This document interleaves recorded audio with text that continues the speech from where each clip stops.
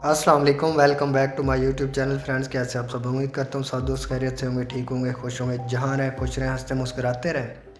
दोस्तों, मेरा जो आज का टॉपिक है वो ज़रा हट के है, वो ज़रा एक अलग सा है। जो हमारे बहुत सारे दोस्त जो इस टॉपिक को पसंद नहीं करते, लेकिन जिसको ये बात समझ आ गई उसकी ज़िंदगी और आखिरत दोनों संवर गई।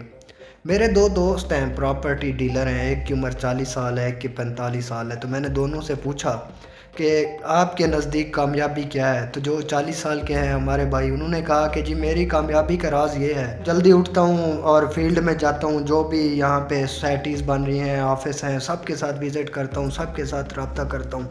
तो वो मेरी कामयाबी का ये राज है और वहाँ से मैंने कामयाबी हासिल की है। जो दूसरे साहब थे, मैंने उनसे पूछा कि आपके नज़दीक? तो उन्होंने कहा कि मुझे इस बात पे फ़ख्र है कि मेरे लोगों के साथ लिंक अच्छे हैं। तो ये मेरी कामयाबी है कि मुझे कहीं पे रेंट पे फ्लैट लेके देना होता है, तो मकान दे के देना होता है, किसी को गाड़ी लेके देनी होती है, तो ये मेरे सब लिंक होते हैं, तो जिससे मैं कामयाब हूँ। तो उनकी 45 साल एज है। पर मैंने बहुत सारे मोटिवेशनल स्पीकर्स इनको सुना हुआ है, तो उनके नज़दीक भी ये कामयाबी है कि आप डिग्री ले लेते हैं तो उसके बाद स्किल सीखें, ई कॉमर्स, ये वो ये चीज़ें सीखें, आप कामयाब बिजनेसमैन, कामयाब ब्यूरोक्रेट, कामयाब अफसर बन सकते हैं। तो लेकिन मेरे दिल में जो था ना कि यार कामयाबी क्या चीज़ है, किस चीज़ का नाम असल कामयाबी है, तो वो नहीं हल हो रहा था।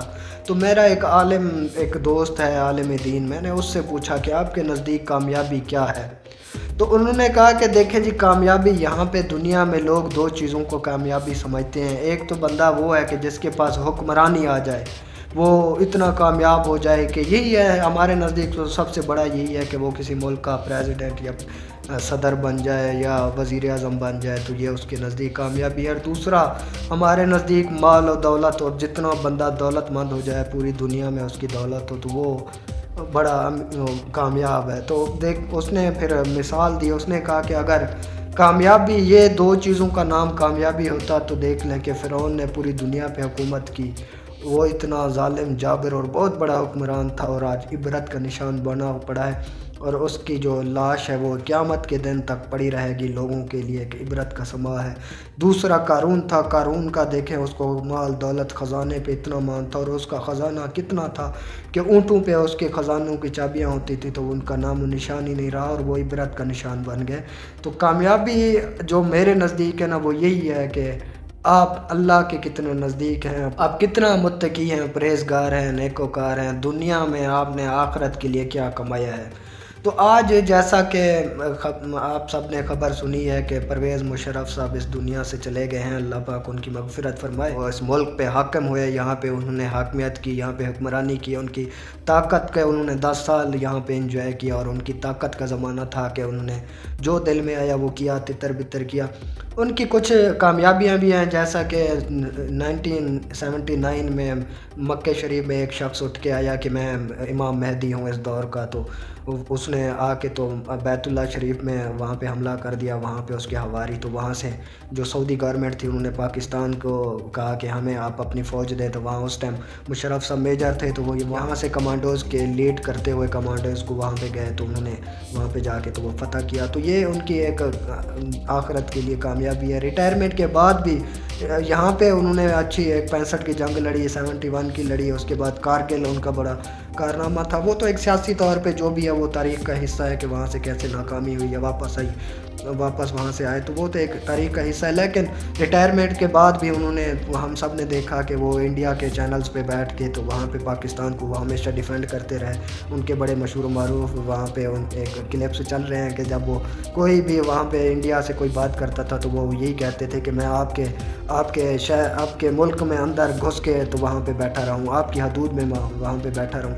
इसके अलावा वो अमेरिका में एक जगह पे बैठे थे, तो अमेरिकन एक एंकर कह रहा था कि देखें जी, उसामा बिन लादेन आपके मुल्क में बैठा रहे और आपकी दुनिया की नंबर 1 एजेंसी है, तो उसको ख़बर ही नहीं हुई। तो उसने वहाँ पे भी उसको लाजवाब किया कि देखें, यहाँ पे आपके मुल्क में आपके बकौल CIA इतनी बड़ी एजेंसी थी, तो इसी मुल्क में आपकी बड़ी एजेंसी को पता ही नहीं चला, और उसामा बिन लादेन ने यहाँ पे 4 जहाज़ हाईजैक किए, और यहाँ पे पेंटागन और वर्ल्ड 11 को उसने हिट किया, और आपके मुल्क में इतनी बड़ी उसने तबाही की। तो उस टाइम आपकी CIA कहाँ थी? तो आप ये बातें ना करें। तो मतलब कि उन्होंने रिटायरमेंट के बाद भी पाकिस्तान को डिफेंड किया।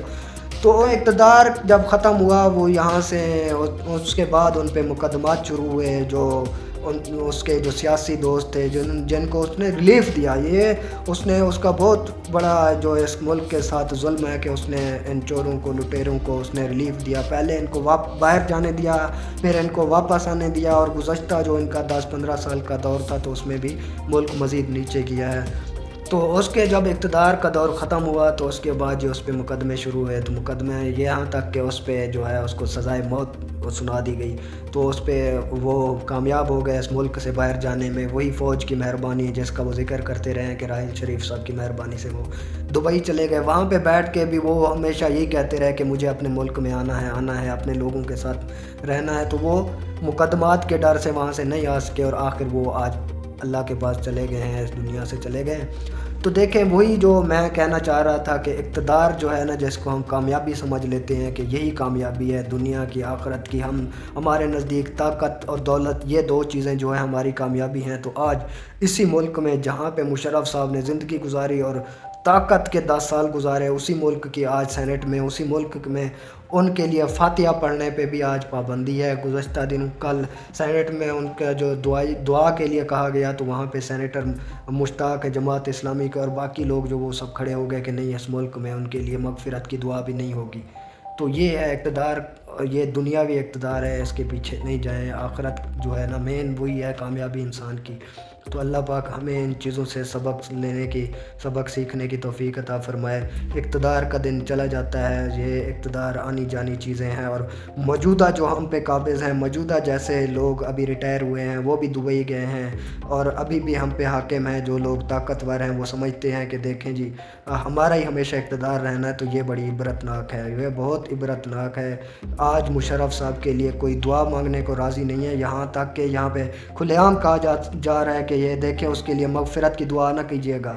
وہ آخری وقت تک کہتے رہے کہ مجھے پاکستان آنا ہے، مجھے پاکستان آنا ہے۔ یہاں پہ اس کو مر کے واپس آنا پڑا ہے، اور وہ بھی ان کی مہربانی سے۔ اگر یہاں پہ یہ ان کے پاس یہ طاقت ہوتی تو یہ ان کی جو میت تھی اس کو بھی پاکستان یہ آ کے دفن نہ کرنے دیتے۔